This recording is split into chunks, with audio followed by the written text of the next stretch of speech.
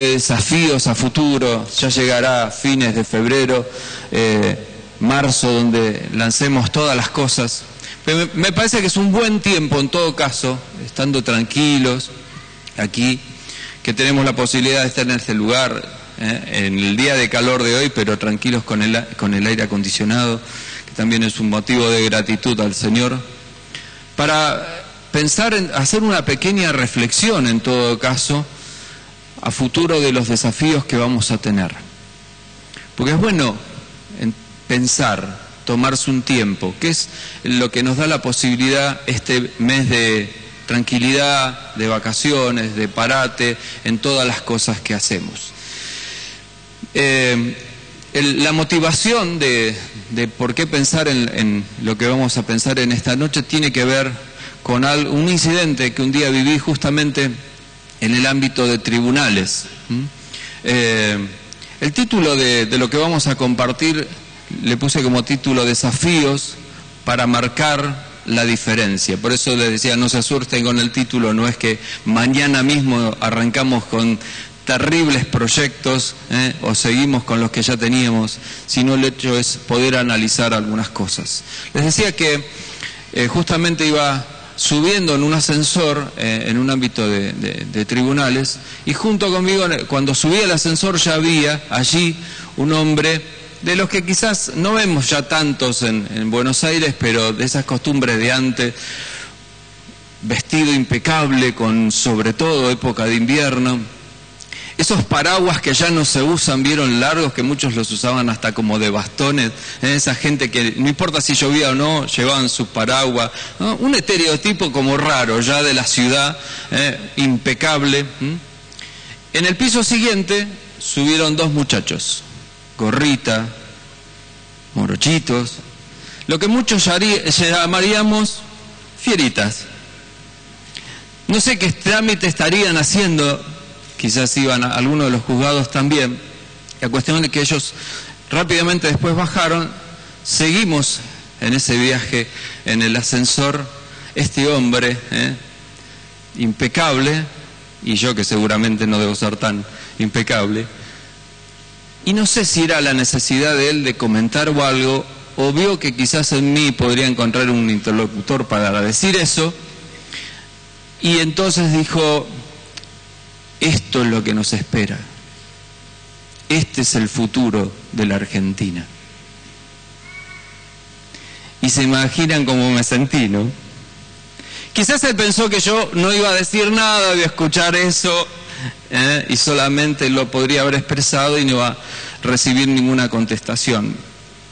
Por supuesto que pensando en el mayor de los respetos, pero le comenté, en todo caso, sería lo que nosotros dejamos, porque nadie sale de un repollo.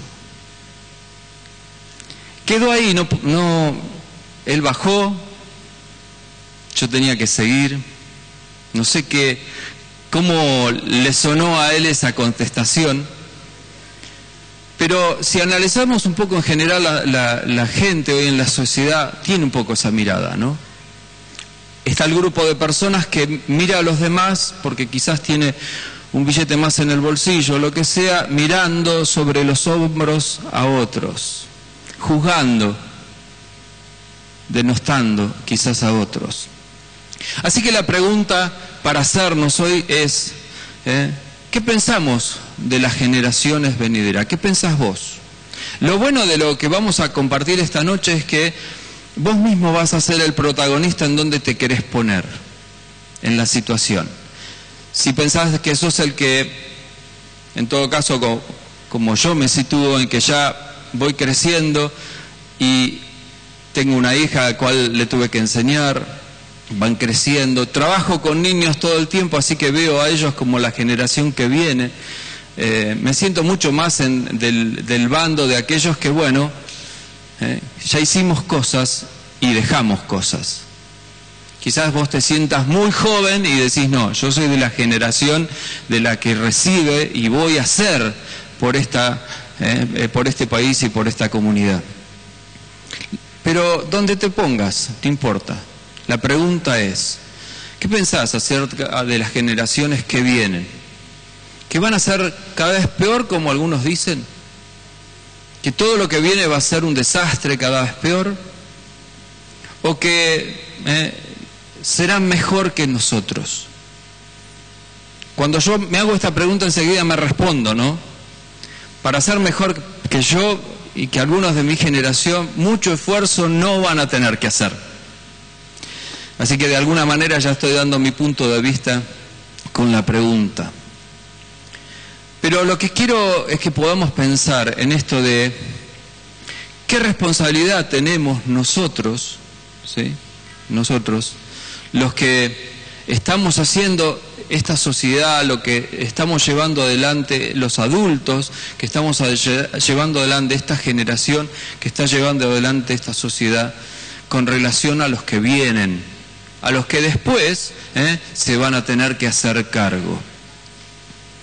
Hay una cosa, no te enojes Susana, voy a comentar algo, quizás. Estaba la otra semana con mi esposa y con mi cuñada, la acompañé porque ellos están tratando de desarmar un departamento de una tía de ella, porque falleció la tía, después falleció el tío también, o sea que no tienen descendencia, quedó ahí el departamento. Y nos sentíamos de alguna manera, y yo me sentía así, sacando cosas de otro, impersonales para mí, pero ellos sí quizás tenían recuerdos en fotografías, pero sin eso que uno siente a veces que cuido esto, que aprecio tanto esto, que lo preservo tanto porque es mío, ¿no? Y lo vivís así. Pero esa realidad fuerte y contundente que después uno se muere y quién sabe después dónde va a parar eso. Ese valor que le dimos nosotros, quizás otros no se lo dan de esa manera, ¿no? Sacando cosas para afuera, ¿no? ¿Qué sentiría la persona si estuviera vivo? Pero bueno, ya no estaba vivo.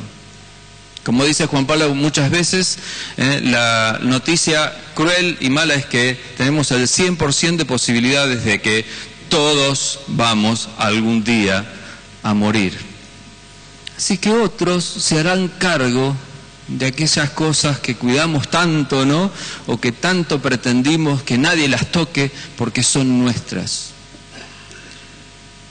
Pero en eso tenemos que ir pensando también es que mientras transcurrimos, mientras estamos acá, somos responsables del legado hacia los que vienen. Así que, en primer lugar, me gustaría revisar la responsabilidad que tenemos sobre esta nueva generación. Si vos estás trabajando con matrimonios jóvenes, los que vienen detrás tuyo. Si estás trabajando con jóvenes, con adolescentes, si es como en el caso nuestro con niños, todos ellos son las generaciones del futuro. Yo veo a los niños justamente con eso, quizás la etapa, si ellos son el potencial del futuro, son las nuevas generaciones. Y muchas veces me hago esta pregunta, decir, bueno, ¿cómo los veo? ¿Como generaciones que cada vez van a ser más desastrosas?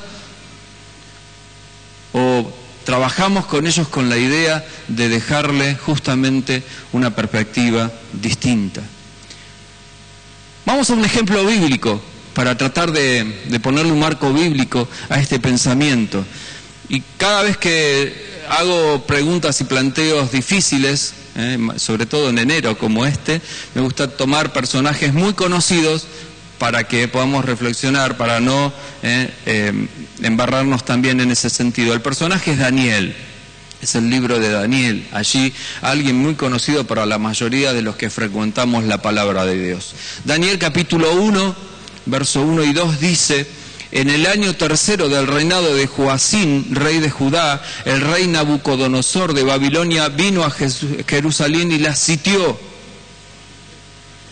Rápidamente te comento, quizás no tenés idea. Sitiar para ese tiempo era que el ejército rodeara las ciudades que tenían murallas y no dejar entrar ni salir a nadie.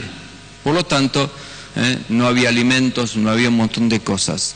Así que el rey Nabucodonosor sitió a Judá. Y el Señor permitió que el rey Joacín cayera en manos de Nabucodonosor, o sea, fue derrotado. Y que éste se llevara buena parte de los utensilios del templo de Dios y del templo de su Dios para Babilonia, y que los depositara en el tesoro del templo de su Dios. Qué fuerte, ¿no? Porque la mayoría de nosotros conocemos también que se llevó jóvenes y todo lo demás, ahora vamos a ver eso, pero hago hincapié en este sentido. El rey de una civilización de ese tiempo, de Babilonia, que marca justamente a alguien, una sociedad que le daba la espalda a Dios, que descreía de Dios, que hacían cualquiera, tomando los utensilios de la casa de Dios, del lugar de Dios, de veneración a Dios, para llevarlo que se fueran utilizados por dioses. Tenían cualquier cantidad de dioses los babilónicos.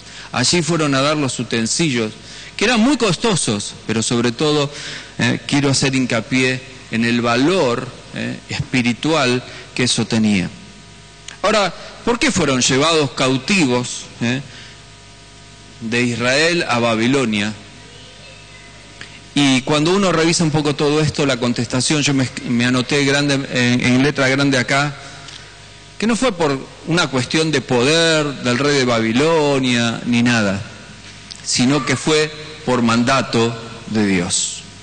Fue por mandato de Dios. Segunda Reyes 24:3 dice: esto le sucedió a Judá, acuérdense que ya estaba dividido en los dos reinos, por mandato del Señor.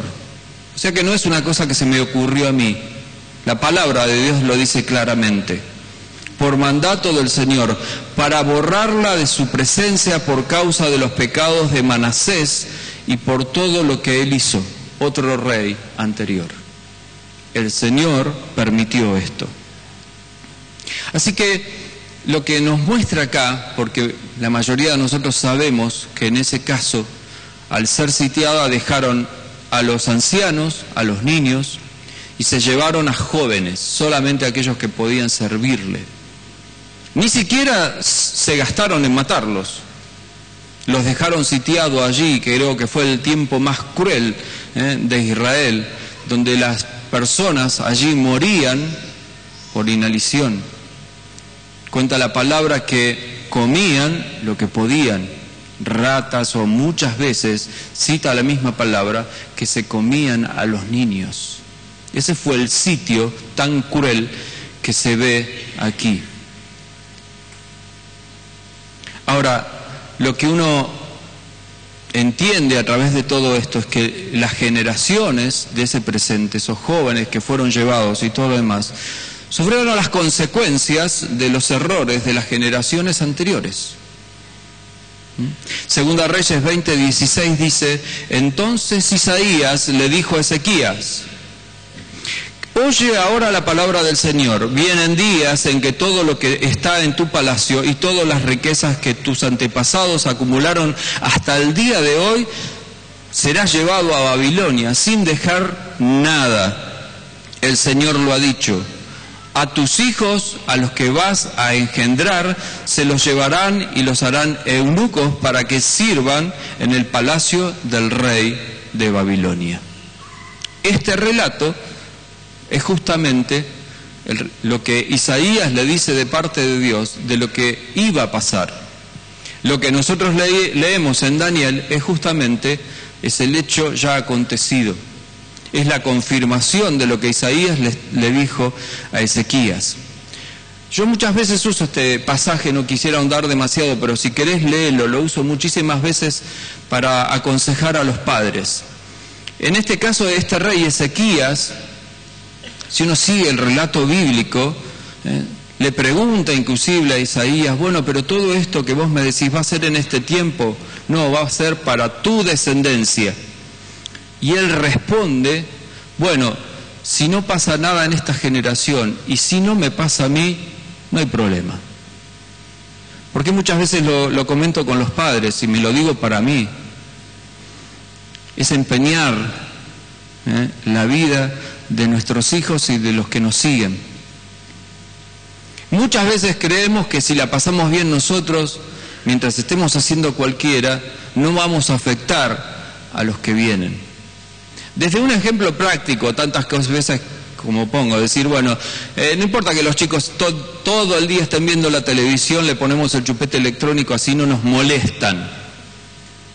Pero es un poco contestar igual que este rey, que Ezequías. Mientras a mí no me molesten y yo la pase bien, no importa lo que después va a acontecer. Por eso en ese caso sí vemos generaciones hoy de niños sin límites o de jóvenes que no saben conducir sus vidas.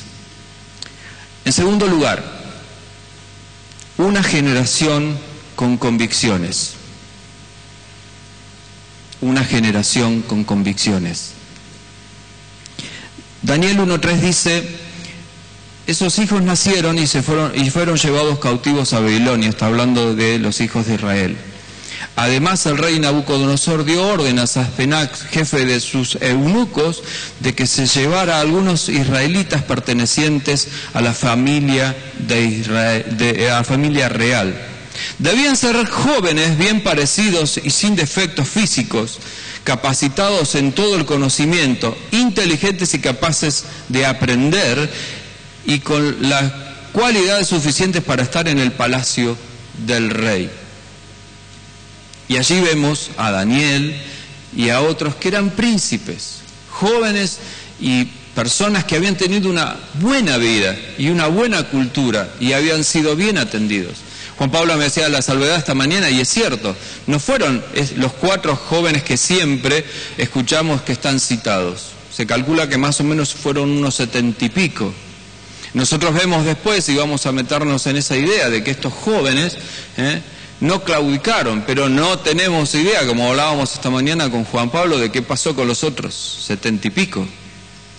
Se habla de estos 4, ¿no? Pero la realidad es que, como decía antes, solamente se llevaron jóvenes preparados para llevarlos allí. ¿Qué diferencia encontramos, y esta reflexión la venía haciendo, qué diferencia encontramos en todo caso entre este lugar donde fueron llevados estos jóvenes a Babilonia de aquellos tiempos con lo que hoy quizás los jóvenes nuestros o nuestra sociedad vive? Yo decía que Babilonia tenía que ver con darle la espalda a Dios, hacer cualquiera. Si les gustaba hacer algo, lo hacían. La verdad que yo no encuentro, no sé qué te pasa a vos, pero yo, si me pongo a analizar, no encuentro grandes diferencias a esta sociedad corrupta de este tiempo, hedonista, que hace cualquiera, que en donde la mayoría de la gente lo que enseña es, si te gusta, hacelo, si te sentís cómodo con eso, hacelo. Así que encuentro un escenario bastante parecido entre ese tiempo y este tiempo. La cuestión es que para nosotros los cristianos, la palabra de Dios dice que vivimos en este mundo, pero no somos de este mundo. ¿Lo leíste eso alguna vez en la palabra de Dios? Aquellos que hemos creído en Cristo, estamos aquí, pero estamos pasando este tiempo para ir a la patria celestial. No deberíamos ser cautivados por todo lo que la sociedad de este tiempo nos quiere dar, nos ofrece. Ahora, ¿qué pasó con estos jóvenes ante la propuesta que le hicieron en aquel momento? Leímos, a estos jóvenes tenían que llevarlos y darle lo mejor que había en el palacio por un tiempo para prepararlos. ¿Para qué? Para que después sirvan al rey. O sea, hagan la voluntad del rey de Babilonia. ¿Cuál fue la respuesta? Versículo 8. Dice, en lo íntimo, y subrayá esto si querés en tu Biblia, en lo íntimo, Daniel se propuso no contaminarse, esta palabra que tantas veces la hemos escuchado, pero yo en este caso subrayaba en lo íntimo. Se propuso no contaminarse con la ración de la comida y bebida del rey que se le daba. Y le pidió al jefe de los eunucos que no le obligara a contaminarse. Y Dios hizo que Daniel se ganara la simpatía y buena voluntad del jefe de los eunucos. ¿Qué le pidió? Si seguís escarbando en la palabra de Dios, que ellos pudieran comer legumbres y agua. Sencillo, cosas naturales, no contaminarse. Si bien acá encontramos que se hace hincapié en el alimento y en la bebida, he escuchado tantas veces, quizás a vos te pasó también, tantos sermones que tienen que ver con esto, ¿no? Lo podemos también comparar con tantas otras cosas que se le podían haber ofrecido. Pero en esto sencillo, que es cotidiano, que es de todos los días, la comida y la bebida, Daniel y los amigos que estaban con él se propusieron en lo íntimo, en su corazón, no contaminarse. Pero no solo se lo propusieron, sino que lo llevaron adelante. Dios le dio la posibilidad, por esta decisión, de hallar gracia, y entonces, después de un tiempo sabemos que al final el mejor semblante, la mejor postura era de aquellos que habían comido estas legumbres y no necesitaron contaminarse con todo lo demás. Pero no tenía que ver con la comida, tenía que ver con la decisión que habían tomado en lo íntimo. ¿Estando en qué? En una condición muy, muy adversa. Yo me pongo a pensar, no sé si te da vuelta en la cabeza esto justo en este momento. Estos jóvenes podrían haber reaccionado así. Los reyes que tuvimos antes fueron los culpables de todo esto que me está pasando. Todos los que nos enseñaron antes hicieron cualquiera, así que, ¿por qué nosotros no podemos hacer cualquiera? ¿Tenían justificativo para hacer cualquiera? Sí, lo tenían. Pero sin embargo, estando en condiciones adversas, no se doblegaron. ¿Qué de nosotros, no? Cuando se nos pone enfrente alguna situación, quizás vos decís, bueno, si es terriblemente compleja y pecado a toda la vista de todo el mundo, vamos a decir que no. Pero hay algunas cositas, ¿no? Ahí, que siempre estamos, decir, bueno, total, no nos ven, no es tan complicado, lo hacemos.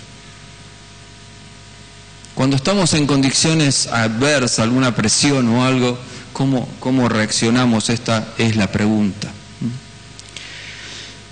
Fíjense que Juan Pablo esta mañana citaba este versículo 9, este capítulo 9, con relación a orar por nuestros mandatarios. Cuando orábamos esta mañana por ellos, él citó este capítulo. Y yo quiero leer esta partecita. Fíjense cómo Daniel expresa a Dios lo que él sentía en ese tiempo. Capítulo 9, 7 y 8. Tuya, Señor, es la justicia y nuestra es la vergüenza.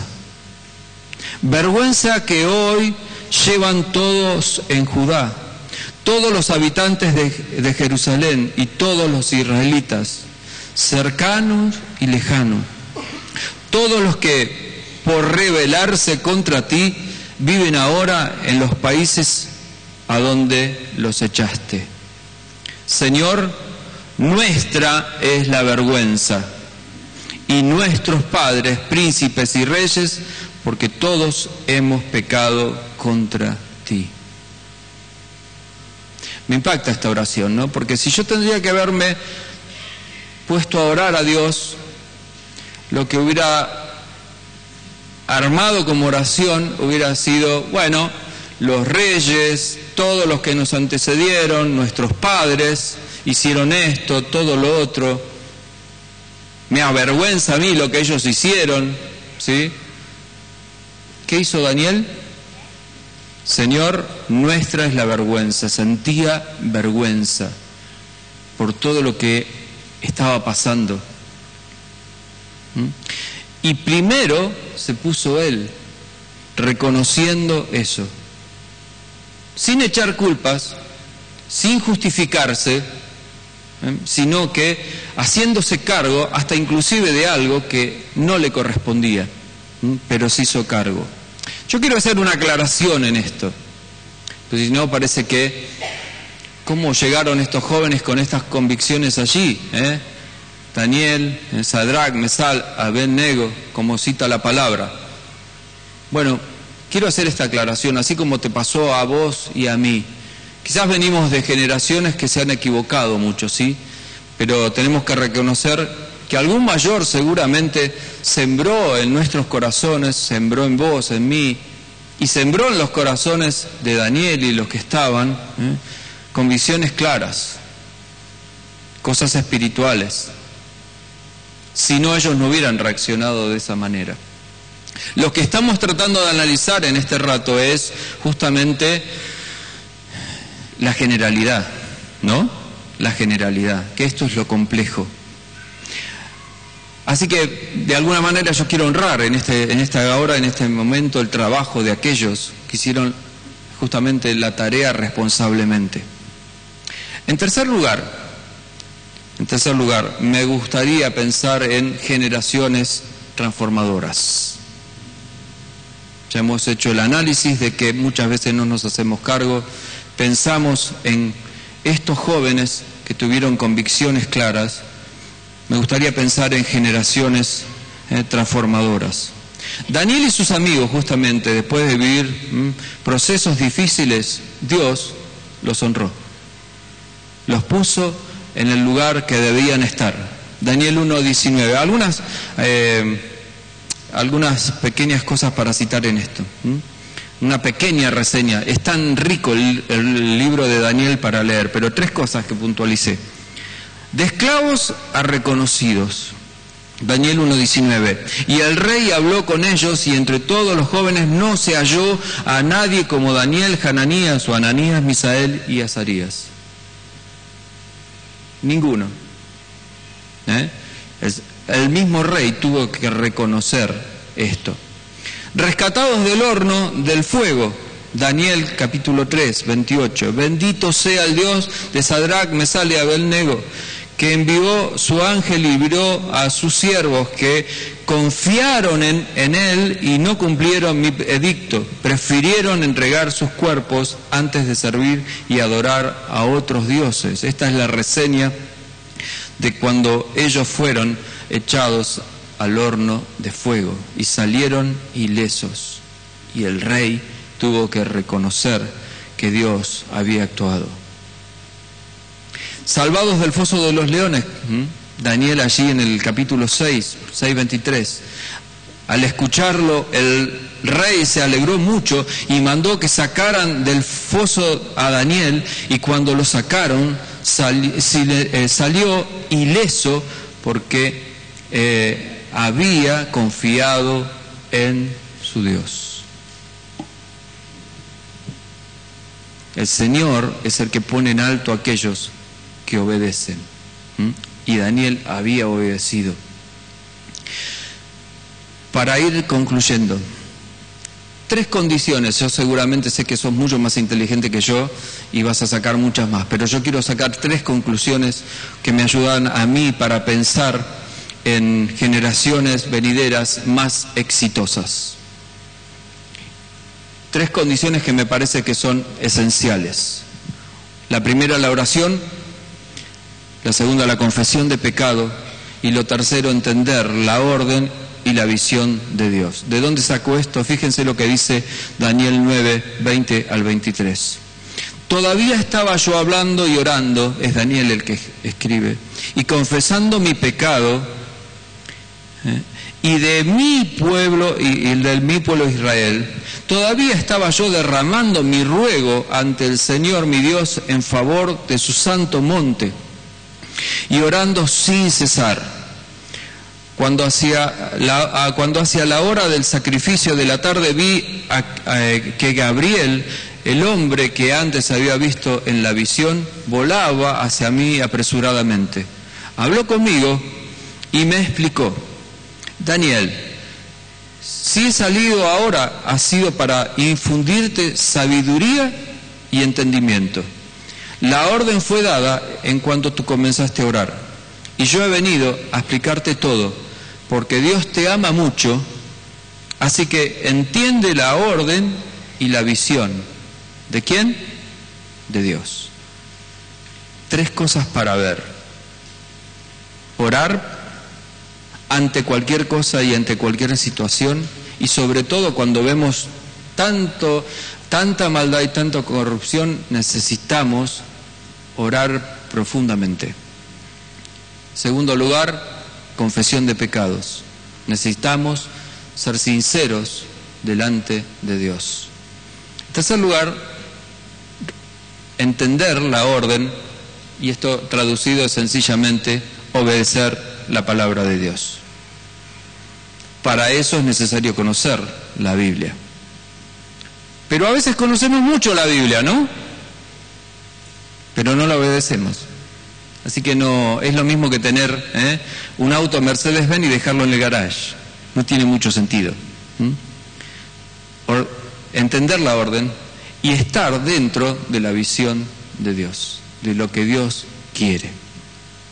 Esto va a hacer que justamente las generaciones venideras puedan transformar lo que quizás hoy nosotros tenemos planteado, porque quizás no fuimos o no hicimos esta tarea correctamente.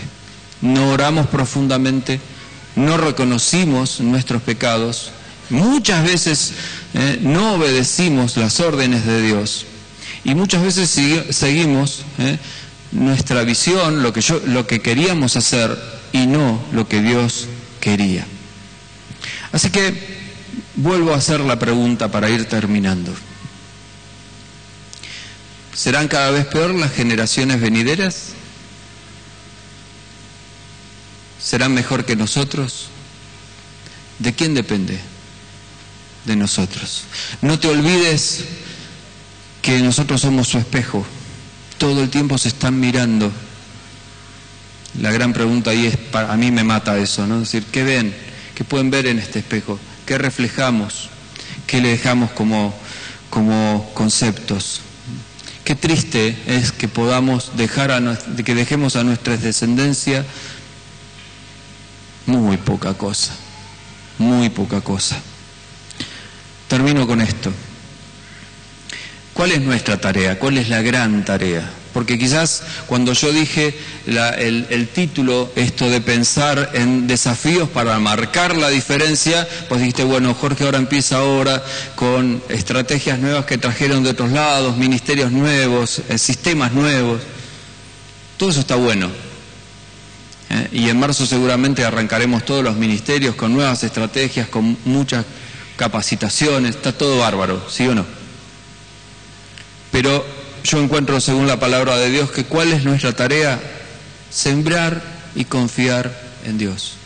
Sembrar la palabra y confiar en Dios. Salmo 126:5 dice: haz que los que siembran con lágrimas cosechen entre gritos de alegría.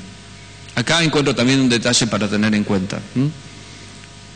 Para traspasar algo bueno, para sembrar algo bueno, hay que derramar lágrimas. A veces parece que queremos hacer la tarea sin que nos salpique nada, sin que suframos en nada. Muchas veces hay tristeza, hay dolor, hay cosas que no entendemos, y te puedo asegurar que esta semana viví bastante de eso. Señor, no entiendo esto, Señor, ayúdanos por aquel lado, decir, ¿no? Uno se preocupa, se angustia, no sabe para dónde salir, pero qué bueno también, por lo menos en esta semana, quizás fue tu semana de esta manera, ver al Señor allí orando en cada cosa, es espectacular, ¿no? Porque cuando es humano solamente decir, y bueno, me equivoco, no me equivoco, pero el Señor está con vos, es otra cosa, ¿no? Así que la idea es sembrar y confiar en Dios. ¿Cuál es, en todo caso, nuestro compromiso? Y ahí quiero volver a repetirte esto. No sé, miro todo el auditorio y no sé de qué lado te pones. Miro a los jóvenes o más jóvenes allá, miro niños que conozco, quizás. ¿De qué lado? Ponete vos del lado que quieras. Si de los que ya te sentís que has fracasado bastante, que has dejado bastante complicada la cosa para el final. O quizás de aquellos que decís, bueno, soy de la generación que puede, con convicciones, marcar la diferencia. ¿Cuál es, en todo caso, tu compromiso? Para nosotros, para los que tenemos que seguir animando a otros y dejando buenos ejemplos, la tarea es esa: ser buenos espejos donde los demás puedan mirarse, para que no tengan que decir como tuvo que decir Daniel: me da vergüenza, me da vergüenza todo lo que pasa por los antepasados. Y si quizás estás en el otro grupo, para los que continúan, para los que van a seguir adelante, la propuesta es lo que Daniel dijo. La propuesta es no contaminarse. No contaminarse. Íntimamente tener la convicción de no contaminarse. Es un desafío no pequeño, ¿no? Es un desafío muy, muy grande. Quizás muchos de nosotros, de estas generaciones, los que marcamos la línea de este tiempo, de estas agendas de la historia, nos hemos contaminado con muchas cosas. ¿Qué podemos hacer con eso? Gracias a Dios, Dios es un Dios de nuevas oportunidades. Orar, confesar nuestro pecado, pedirle a Dios orden en esto y cambiar las situaciones. Todo se puede corregir. Si estás fracasando en tu matrimonio, en la corrección de tus hijos, no creas que no hay posibilidad de solucionarlo. Pero sí es necesario confesarlo, decírselo claramente al Señor y pedirle ayuda para que esto cambie. Y para aquellos que son los que van a seguir la cosa adelante, que van a tomar la antorcha de aquellos que vamos pasando, ¿no? Como dije antes, porque no vamos a vivir perpetuamente. ¿Estás dispuesto a no contaminarte? ¿Estás decidido a tener convicciones claras y profundas, pase lo que pase? Vamos a orar. Vamos a orar. Gustaría que este momento lo usemos cada uno de nosotros poniéndonos en el rol, en el lugar que vos quieras ponerte. Donde estés sintiendo en este momento que te corresponde. Y tal cual lo hizo Daniel, poderle decirle: Señor, nos avergüenza muchísimas cosas de las que hicimos mal.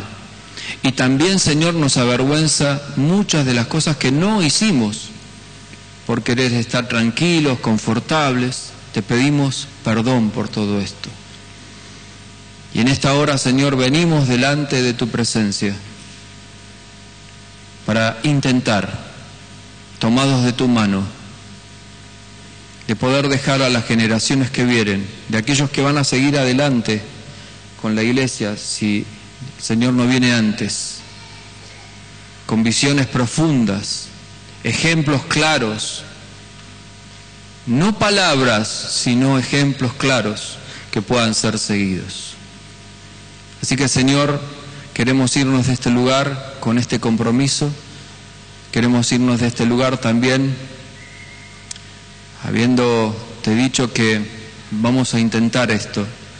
Así que tomamos este compromiso delante de tu presencia. Y en el nombre de Jesús te pedimos, Señor, ahora que nos ayudes a cada uno de nosotros. Así que también a la vez te estoy pidiendo, Señor, por aquellos padres que sienten que quizás han fracasado. Levántalos, Señor, levántalos. Que puedan, a través del Espíritu Santo, tomar su rol de padres con autoridad. Para aquellos que tengan responsabilidades dentro de la iglesia o en cualquier lugar, en su trabajo, en cualquier situación, que sienten que han fracasado, Señor. En el nombre de Jesús te pedimos que también nos levantes, nos sacudas y nos dé la posibilidad de entender que debemos ser de ejemplo en cada lugar que nos pusiste. Gracias, Señor, por tu palabra. Gracias, Señor, por saber que estás dispuesto a darnos una nueva oportunidad. Y gracias, Señor, por ayudarnos a pensar en esta noche en que podemos poner en nuestra visión, en nuestra mente, generaciones futuras exitosas en los términos tuyos y no en los humanos. Gracias por todo, en el nombre del Señor Jesús. Amén y amén. Que tenga una semana de victoria en las manos de Dios, que nos podamos ir de este lado con las pilas puestas, como muchas veces decimos, para enfrentar todas las situaciones de esta semana. Dios les bendiga.